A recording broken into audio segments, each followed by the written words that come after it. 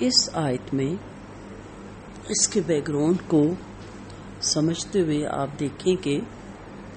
اول یہ کہ واقعہ افک پر تبصرہ کرنے کے بعد یہ احکام بیان کرنا صاف طور پر اس بات کی نشاندہی کرتا ہے کہ اللہ تعالیٰ کی تشخیص میں زوجہ رسول جیسی بلند شخصیت پر ایک صریح بہتان کا اس طرح معاشرے کے اندر نفوذ کر جانا دراصل ایک شہوانی ماحول کی موجودگی کا نتیجہ تھا، اور اللہ تعالیٰ کے نزدیک اس شہوانی ماحول کو بدل دینے کی کوئی صورت اس کے سوا نہ تھی کہ لوگوں کا ایک دوسرے کے گھروں میں بلا تکلف آنا جانا بند کیا جائے، اجنبی عورتوں اور مردوں کو ایک دوسرے کی دید سے اور آزادانہ میل جول سے روکا جائے، عورتوں کو ایک قریبی حلقے کے سوا غیر محرم رشتہ داروں اور اجنبیوں کے سامنے زینت کے ساتھ آنے سے منع کر دیا جائے، قبا گری کے پیشے کا قطعی انسداد کیا جائے، مردوں اور عورتوں کو زیادہ دیر تک مجرد یعنی کوارا نہ رہنے دیا جائے، اور لونڈی غلاموں تک کے تجرد کا یعنی کوارے پن کا مداوع کیا جائے۔ دوسرے الفاظ میں یوں سمجھیں کہ عورتوں کی بے پردگی اور معاشرے میں بکثرت لوگوں کا بے نکاح رہنا اللہ تعالیٰ کے علم میں وہ بنیادی اسباب ہیں جن سے اجتماعی ماحول میں ایک غیر محسوس شہوانیت ہر وقت ساری اور جاری رہتی ہے، اور اس شہوانیت کی بدولت لوگوں کی آنکھیں، ان کے کان، ان کی زبانیں اور ان کے دل سب کے سب کسی واقعے یا خیال یا فتنے یعنی سکینڈل میں پڑنے کے لیے ہر وقت تیار رہتے ہیں۔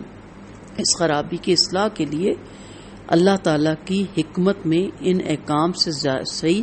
اور مناسب اور مؤثر کوئی دوسری تدبیر نہ تھی اور نہ ہو سکتی ہے، اور نہ اس کے سوا دوسرے کوئی احکامات دے سکتا ہے۔ دوسری بات جو اس موقع پر سمجھ لینی چاہیے وہ یہ ہے کہ شریعت الہی کسی برائی کو محض حرام کر دینے یا اسے جرم قرار دے کر اس کی سزا مقرر کر دینے پر ہی اکتفا نہیں کرتا، بلکہ وہ ان اسباب کا بھی خاتمہ کر دینے کی فکر کرتی ہے۔ ہماری شریعت جو کسی شخص کو اس برائی میں مبتلا ہونے پر اکساتی ہو یا اس کے لیے مواقع بہم پہنچاتی ہو یا اسے مجبور کرتی ہو، نیز شریعت جرم کے ساتھ ساتھ اسباب جرم، محرکات جرم اور وسائل اور ذرائع جرم پہ بھی پابندیاں لگاتی ہے تاکہ آدمی کو اصل جرم کی عین سرحد پر پہنچنے سے پہلے کافی فاصلے پر روک دیا جائے، اور اسے پسند نہیں کرتی کہ لوگ ہر وقت جرم کی سرحدوں پہ ٹہلتے رہیں اور روز پکڑے جائیں اور سزائیں پایا کریں۔ وہ صرف محتسب ہی نہیں بلکہ ہمدرد ہے، یعنی پکڑنے والا ہی نہیں ہے، صرف حساب لینے والا ہی نہیں ہے بلکہ ہمدرد ہے، اصلاح کرتا ہے، مدد بھی کرتا ہے۔ اس لیے وہ تمام تعلیمی، اخلاقی اور معاشرتی تدبیریں اس غرض کے لیے استعمال کرتا ہے کہ لوگوں کو برائیوں سے بچنے میں مدد دی جائے۔ اب آپ دیکھیں کہ ہمارے گھروں میں ازانہ کزنز کا آنا جانا یا رشتے میں ماموں چاچا پھپھا کا آنا جانا یہ بہت سی پرابلم کا سبب بنتا ہے۔ بہت سال پہلے جب میں یہ کورس کروا رہی تھی تو میری اسٹوڈنٹس نے شرعی پردہ شروع کیا، 100 ینگ بچیاں تھیں، کچھ ٹین ایجر بھی تھی۔ تو ایک نے آ کے بتایا کہ میرے والد کے دوست ہیں، تو جب میں ان کے پاس پردے کی حالت میں گئی تو انہوں نے کہا تم تو میری گودوں میں کھیل کے پلی ہو تو آپ مجھ سے پردہ کرو گی؟ تو اس نے مجھ سے آ کے کہا کہ میرے ابو کے دوست ہیں اور اتنے بزرگ ہیں۔ تو میں نے بتایا بیٹا وہ بزرگ ہیں، آپ بزرگ نہیں ہیں، آپ ینگ بچی ہیں، اور دوسری بات ہے جب اللہ کا حکم آ گیا تو آ گیا۔ اسی طرح ایک اور فیملی تھی تو ان کے کزن بہت آزادانہ آتے جاتے تھے اور بیٹھ کے لوڈو بھی کھیلتے تھے اور کیرم بھی کھیلتے تھے، اور بہت ان کے گھر میں ایک آزادی والا ماحول تھا۔ تو پھر جب انہوں نے یہ پڑھ لیا قرآن تو انہوں نے اس چیز سے اپنے گھر میں پابندی لگائی، اور جب کزن وغیرہ آئے تو وہ اپنے کمرے میں ہی رہیں تو ناراض ہو گئے، اور انہوں نے بڑا برا بھلا کہا، اور جو ان کا بھائی تھا اس نے سخت مائنڈ کیا کہ انہوں نے کیا تماشا لگا دیا اور سارے کزن ناراض ہو گئے ہیں۔ تو جن سے ہم نے ابتدائی تعلیم حاصل کی تھی وہ ان کے پاس آ گیا بحث کرنے، تو ان کے بیٹے نے آ کے ساری وجہ جانی تو انہوں نے کہا کہ وہ کس لیے آتے تھے؟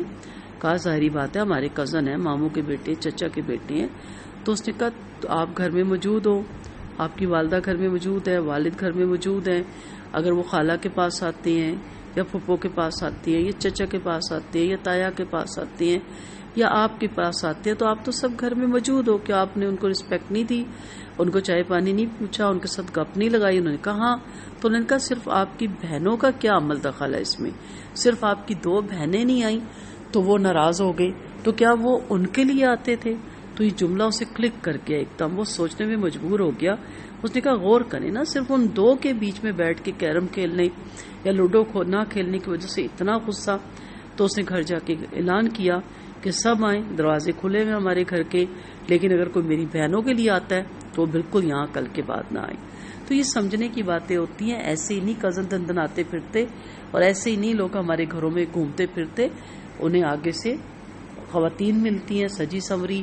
گپوں کا ٹائم ہوتا ہے ان کے پاس، اور اپنے گھر اپنی بیویوں اور بچیوں سے بات کو نہیں کرتے اور دوسروں کے گھروں میں بیٹھ کے گپیں لگاتے پھرتے ہیں۔ تو اس چیز کا یہاں پہ سدباب کیا گیا۔ پھر آپ صلی اللہ علیہ وسلم نے صرف گھروں میں داخل ہونے تک نہیں اس بات کو محدود رکھا، بلکہ اسے ایک عام حق قرار دیا، جس کی روح سے دوسرے کے گھر میں جھانکنا، نگاہ ڈالنا۔ مثلا کئی دفعہ گیٹ سے نکل رہے ہو تو لوگ گیٹ کی طرف دیکھنے لگ جاتے ہیں، حالانکہ اسلام کیا کہتا ہے؟ ادھر ادھر ہو جائے۔ حتیٰ کہ دوسرے کا خط اس کی اجازت کے بغیر پڑھنا بھی ممنوع ہے۔ اور آج کے دور میں جیسے کسی کا موبائل ہے، کسی کے میسیجز ہیں، کسی کی فون کال ہے، وہ بھی اگر اجازت نہ دی ہو تو اٹینڈ کرنا اسے منع کیا گیا۔ حضرت صبان نبی کریم صلی اللہ علیہ وسلم کے آزاد کردہ غلام کی روایت ہے کہ آپ صلی اللہ علیہ وسلم نے فرمایا جب نگاہ داخل ہو گئی تو پھر خود داخل ہونے کی اجازت مانگنے کا کیا مطلب؟ یعنی اجازت کیا چیز ہے کہ آپ کی نگاہیں بھی نیچے ہوں اور ایک سائڈ پہ کھڑے ہو کر آپ اجازت مانگے، نہ کہ آپ ایسے دروازے پہ کھڑے ہوں کہ اگر وہ دروازہ کھولے بھی کہ کون آیا ہے تو وہ سارے کا سارا پورا گھر اس کا نظر آ رہا ہو، تو اس کا کوئی فائدہ نہیں ہے۔ اجازت کا مطلب یہ ہوتا ہے کہ آپ کی نظر اس پہ نہ پڑے۔ اب بعض گھروں میں خواتین پردے دار ہوتی ہیں، اطلاع دیں تو وہ سائڈ پہ انہیں ہونا ہوتا ہے اور اس کے بعد اجازت ملتی ہے اندر آنے کی، اور تاکہ گھر کی خواتین نظر نہ آئیں۔